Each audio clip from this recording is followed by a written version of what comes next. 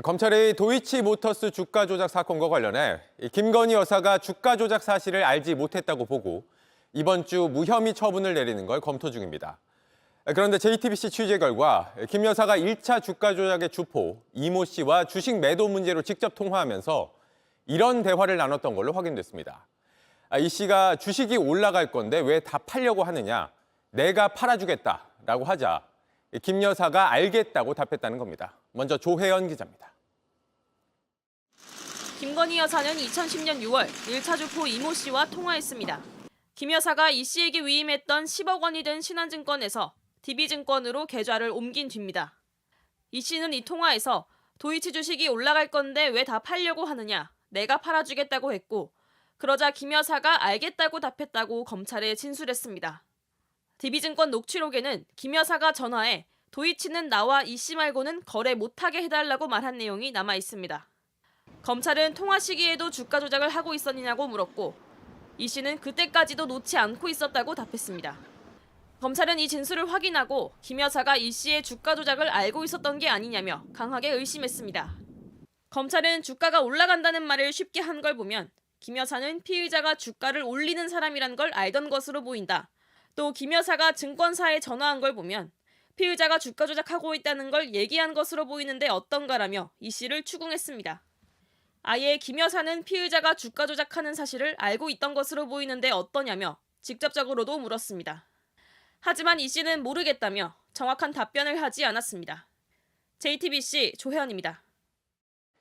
1차 주가 조작의 주포 이 씨는 자신이 왜 김건희 여사의 주식을 팔아주겠다고 나섰던 건지 그 이유도 검찰에 구체적으로 진술했습니다.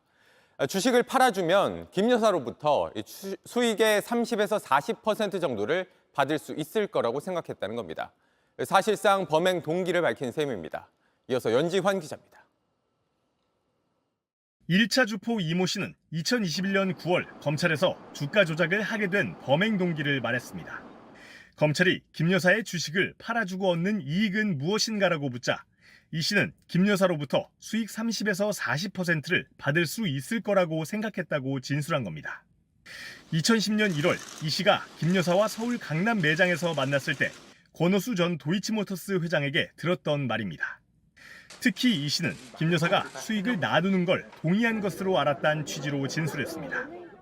이 씨는 권 전 회장이 그런 얘기를 했고 김 여사가 듣고도 가만히 있어서 30에서 40% 수익을 당연히 가지고 올 수 있을 거라고 생각했다고 진술했습니다.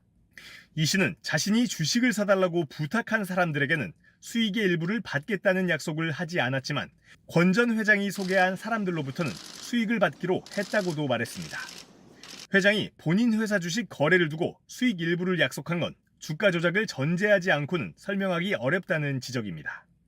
검찰은 김 여사가 수익 배분에 대해 말한 게 있는지 물었고 이 씨는 권 전 회장이 주도적으로 이야기를 했다고 답했습니다. JTBC 연지환입니다.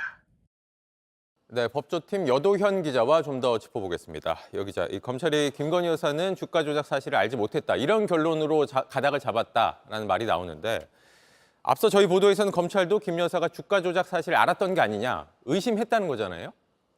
네, 맞습니다. 검찰은 2021년 7월 경찰 내사 내용 가운데 이 씨 자필 진술서의 신빙성을 다시 검토했는데요. 여기에는 이 권 전 회장과 김 여사를 만난 자리에서 10억 원의 신한증권 계좌를 위탁받았고 이 내용처럼 원금 보장과 수익 약정에 대한 내용이 포함됐습니다. 네. 네, 원금 보장과 수익 약정이라는 이 두 가지는 이 주가 조작의 핵심 전제로도 꼽힙니다. 그러니까 수익만 약속해 주는 게 아니라 원금까지 보장을 해주는 이런 이례적인 상황이 겹친다면 주가 조작 상황을 의심할 수 있다, 이런 거잖아요. 근데 검찰 역시도 김 여사와 관련해서 이 두 가지를 의심을 했던 거죠? 맞습니다. 먼저 돈의 흐름을 한번 좀 보셔야겠는데요. 네. 이 2010년 3월 계좌 내역입니다. 이 1차 주포 이모 씨의 차명 계좌에서 김건희 여사 계좌로 4,700만 원이 보내집니다. 네. 이 돈이 김 여사가 손실을 본 것과 같은 액수라는 건 검찰이 확인을 했습니다. 그러니까 원금 보장된 거 아니냐 이런 식으로 의심을 한 거고요. 네. 이 수익 약정에 대해선 이 씨가 이렇게 진술을 합니다.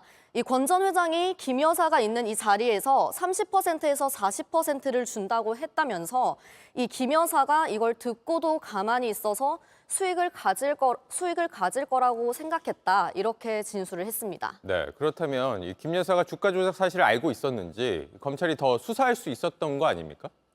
맞습니다. 이 검찰은 주식 거래 내역과 계좌 추적 결과 등을 볼 때 이 씨 진술에 신빙성이 있다고 판단했고요. 그리고 특히 이렇게 표현을 했습니다. 약정이 있었다면 시세 조정 성립이 가능할 여지가 있다. 이렇게 결론을 냈습니다. 그래서 김 여사가 알고 있었던 게 아니냐 이런 질문들을 이 씨에게 했지만 이 씨가 모르겠다라는 식으로 답변을 했고 거기서 더 나아가지는 못했습니다. 네, 또 한 가지 짚어볼게. 이 김 여사 측이 1차 주포 이 씨와 연락을 끊었다던 시점에 이 직접 통화했던 사실이 드러났던 거죠. 해명과는 좀 다르게.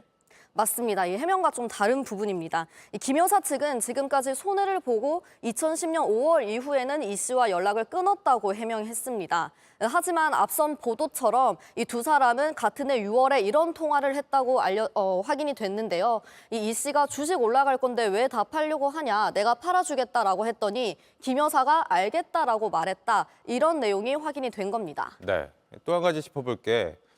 저희가 집중 보도하고 있는 이런 검찰 진술과 자료들, 이게 다 문재인 정부 때 확보한 거다. 그런데 기소를 못한 이유가 있을 거다. 이런 반론이 나오더군요. 네, 그렇습니다. 이 박성재 법무부 장관도 그런 발언을 했는데요. 이게 당시 상황을 좀 살펴볼 필요가 있습니다. 당시 상황을 시간수로 좀 정리를 해봤습니다. 네. 2021년 12월이죠. 이때 김 여사가 검찰에 서면 답변서를 제출합니다. 그런데 이 답변서가요, 검찰이 질문한 거에 대한 답변이 아니라 이 김 여사가 입장을 정리한 내용인 것으로 취재가 됐습니다. 네. 네, 그리고 2022년 1월 달이죠. 이 검찰이 김 여사에게 출석을 요구했지만 당시에 대선을 이유로 응하지 않았던 것으로 파악됐습니다. 그리고 사실 이때 소환이나 이제 사건 처분의 기회를 놓친 셈입니다.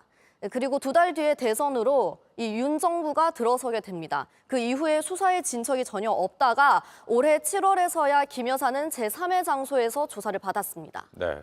그리고 이번 주 김 여사에 대한 무혐의 처분이 예상되고 있는 상황입니다. 검찰의 최종 결론 지켜보도록 하죠.